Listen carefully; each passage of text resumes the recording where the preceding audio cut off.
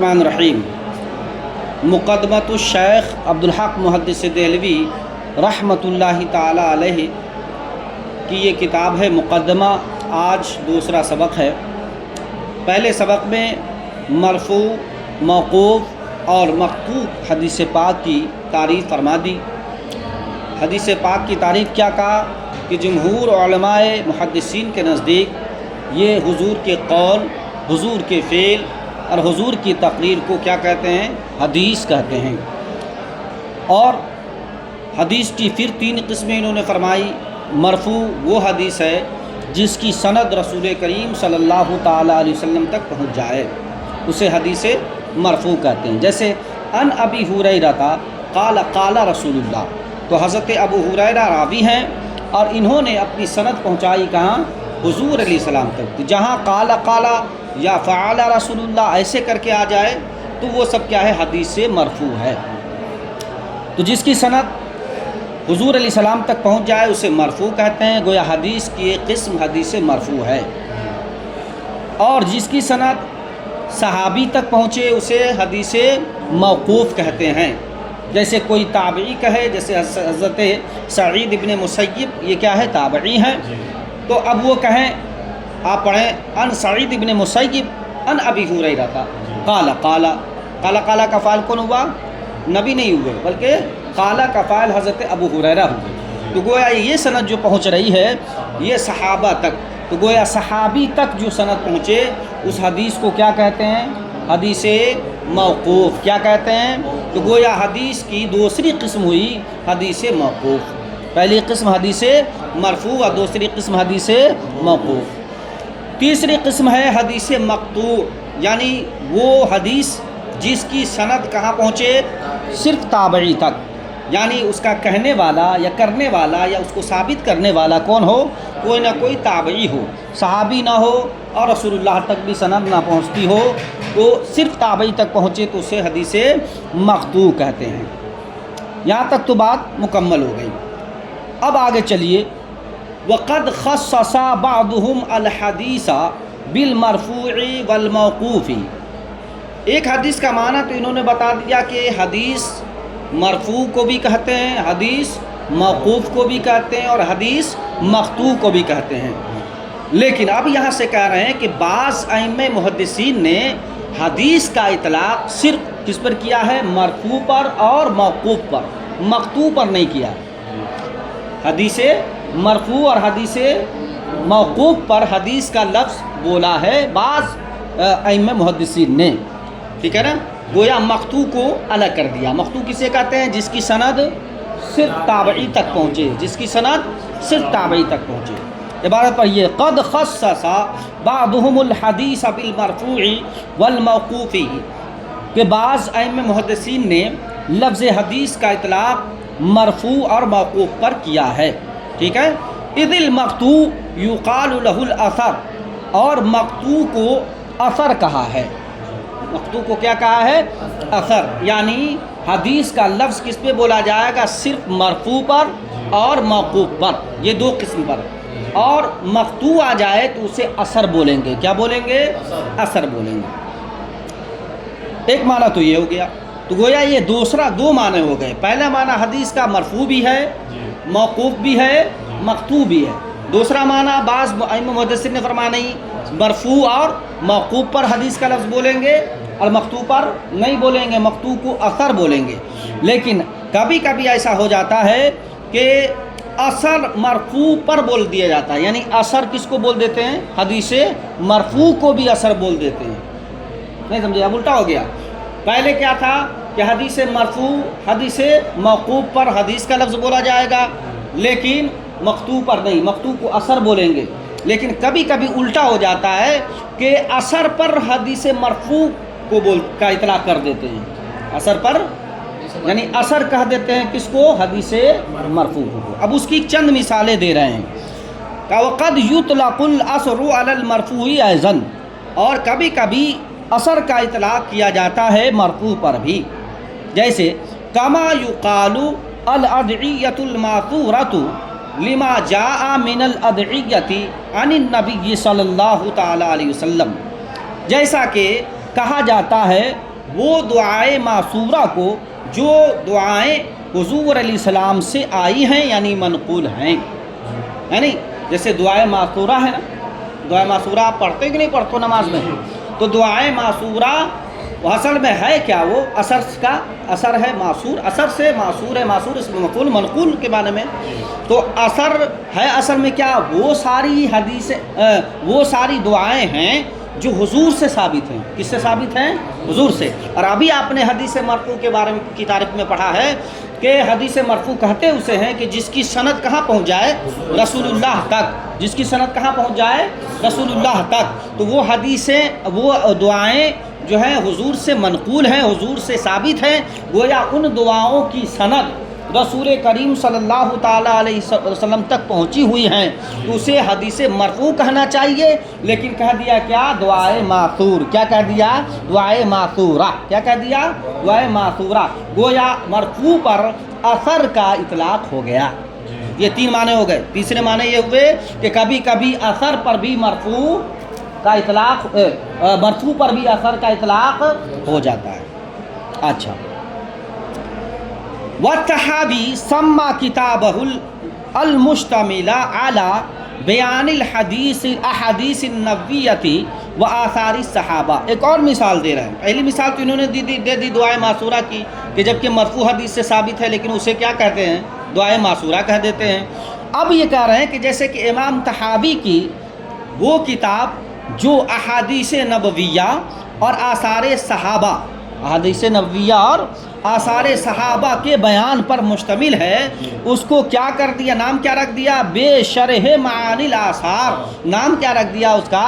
شرح معانی الآثار۔ آثار اثر کی جمع ہے، اور اثر نام رکھا، اور حدیثیں کون سا بلائیں؟ وہ حدیثیں جس کی سند رسول اللہ تک پہنچے، اور وہ حدیثیں جس کی سند صحابہ تک پہنچے، ان کو جمع کر کے نام کیا رکھ رہے ہیں؟ شرح معانی الآثار، یعنی اثر کی جمع آثار۔ تو گویا ہے حدیث مرفوع، لیکن کہہ دیا کیا؟ اثر۔ کیا کہہ دیا؟ اثر۔ تو گویا اثر پر بھی، مرفوع پر بھی اثر کا اطلاق ہو جاتا ہے۔ آگے چلیے، وقال السخاوی ان للطبرانی کتابا۔ امام سخاوی فرماتے ہیں کہ بے شک امام طبرانی کی ایک کتاب ہے، نام کیا ہے؟ کا مسمى بتہذیب الآثار، جس کا نام کیا ہے؟ تہذیب الآثار۔ نام کیا ہے اس کا؟ یہاں پر بھی اثر کی جمع آثار ہے، اور اثر کی تعریف آپ کیا پڑھے ہیں؟ جس کی سند صرف تابعی تک، یعنی حدیث مقطوع کو بولتے ہیں اثر، ہے نہیں؟ لیکن ہے کیا؟ ما انہ مخصوص بالمرفوع، جبکہ امام طبرانی نے تہذیب الآثار لکھی کتاب، اور اس میں کیا کیا ہے؟ مرفوع حدیثوں کو جمع کیا ہے، حدیث مرفوع کو جمع کیا ہے۔ تو کیا کہنا چاہیے؟ آثار کا لفظ استعمال نہیں کرنا چاہیے، لیکن حدیث مرفوع پر بھی اثر بولتے ہیں، اس لیے اس کا جب اطلاق ہوتا ہے تو نام رکھ دیا۔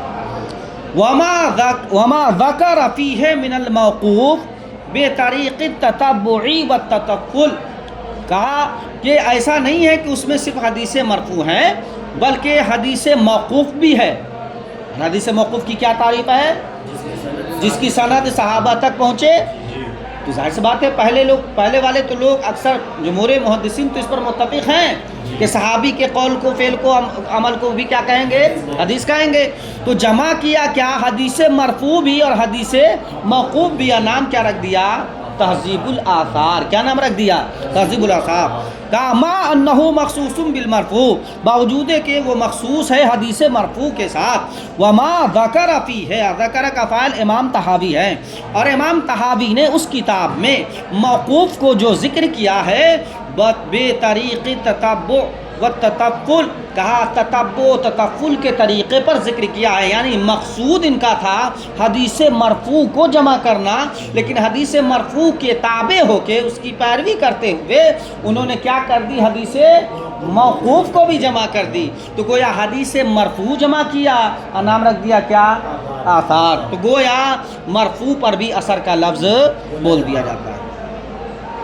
اب یہاں سے خبر اور حدیث میں کیا فرق ہے اس کے بارے میں بتا رہے ہیں۔ کیا دونوں ایک ہی ہے یا دونوں الگ الگ ہے؟ آپ نے پڑھا ہوگا کئی کتابوں میں کہ جہاں پہ حدیث کا ذکر ہوتا ہے وہاں پہ کہتے ہیں خبر واحد، جیسے اصول شاسی میں آپ پڑھے ہوں گے خبر واحد قیاس وغیرہ، تو وہاں خبر کا لفظ ذکر ہے۔ تو آیا خبر اور حدیث دونوں ایک ہی معنی میں ہے یا پھر دونوں الگ الگ ہے، اس کے بارے میں بتا رہے ہیں۔ قول خبر والحدیث فی المشہور بمعنی واحد، کا خبر اور حدیث دونوں مشہور ہے ایک ہی معنی میں، دونوں مشہور ہے ایک ہی معنی، یعنی جو خبر ہے وہی حدیث ہے اور جو حدیث ہے وہی خبر ہے، دونوں ایک ہی معنی میں مشہور ہے۔ مشہور سے کس کے نزدیک مشہور ہے؟ ائمہ محدثین کے نزدیک۔ کس کے نزدیک؟ ہاں، ہم لوگوں کو کہیے کہ خبر اور حدیث میں کیا فرق ہے تو بیچارہ کیا جانے گا، کہے گا میں تو مجھ سے یہ پوچھو کہ بیل پیشاب کب کرتا ہے ٹوائلٹ، ہاں اس کو بھوک کب لگتی ہے، وہ روتا کیوں ہے، وہ چلاتا کیوں ہے، تو وہ بتائے گا بیچارہ۔ اس سے پوچھیے گا کہ حدیث اور خبر میں کیا فرق ہے تو نہیں بتائے گا۔ مراد یہاں پر کیا ہے؟ یا تو طلباء حدیث مراد ہے یا پھر ائمہ حدیث مراد ہے۔ کہا ائمہ حدیث کے نزدیک خبر اور حدیث دونوں ایک ہی معنی میں مشہور ہے۔ وَبَعْضُهُمْ خَصُّ الْحَدِيثَ بِمَا جَاءَ عَنِ النَّبِيِّ، لیکن بعض لوگ فرق کرتے ہیں۔ بعض لوگ سے مراد کیا ہے؟ یعنی بعض ائمہ محدثین یا طلباء حدیث سے کیا کرتے ہیں؟ فرق کرتے ہیں۔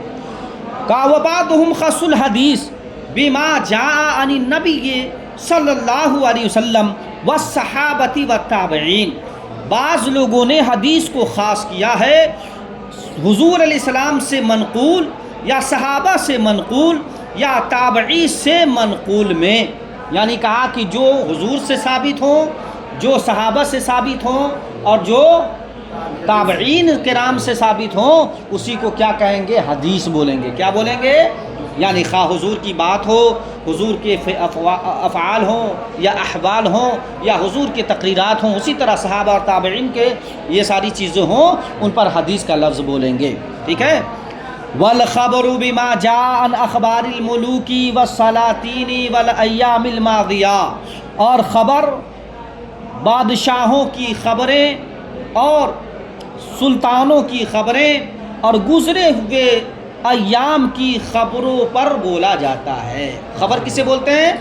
خبر جو بادشاہوں کے تعلق سے ہو، قصہ کہانی وغیرہ، یا پھر جو ہے گزرے ہوئے زمانے کے حالات پر مشتمل جو بیان ہو، اس کو کیا کہتے ہیں؟ خبر کہتے ہیں۔ اچھا، اب لہذا سے دلیل دے رہے ہیں یہ، ہے نہیں؟ یہ کیا دے رہے ہیں؟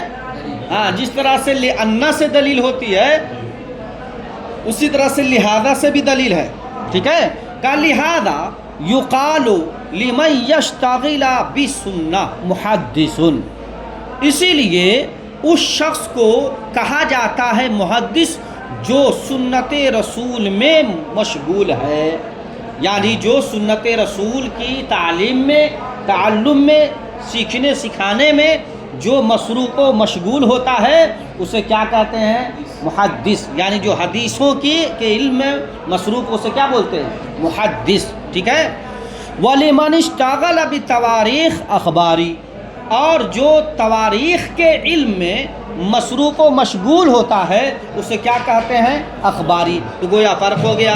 عوام الناس میں محدث اسے کہتے ہیں جو رسول اللہ، صحابہ کرام اور تابعین کے اقوال و افعال میں لگا ہوا ہے، ٹھیک ہے، اور جو بادشاہ اور سلاطین کے معاملات میں لگا ہوا ہے یا گزری ہوئی خبر کے بارے میں لگا ہوا ہے تو اسے کیا بولتے ہیں؟ اخباری۔ کیا بولتے ہیں؟ اخباری، ہے نہیں؟ جسے ہمارے یہاں ہوتا ہے حدیث نویس اور خبر نویس، حدیث نویس، خبر نویس۔ حدیث کو لکھنے والا الگ ہوتا ہے، اسے محدث بولتے ہیں، اور خبروں کو چھاپنے اور لکھنے والا اسے کیا بولتے ہیں؟ اخباری بولتے ہیں۔ بات سمجھنا؟ اس لیے اخبار کو کیا بولتے ہیں؟ چونکہ بے شمار خبریں ہوتی ہیں اس میں، اس لیے خبر کی جمع اخبار، ٹھیک ہے نا۔ تو خلاصہ کلام یہ ہوا کہ جس طرح سے حدیث کا اطلاق مرفوع، موقوف، مقطوع پر ہوتا ہے، اسی طریقے سے حدیث پاک کا اطلاق حدیث پر بھی ہوتا ہے، حدیث مرفوع پر بھی ہوتا ہے، اور اسی وجہ سے شرح معانی الاثار میں بے شمار مرفوع حدیث ہیں، تب بھی نام اثار رکھا۔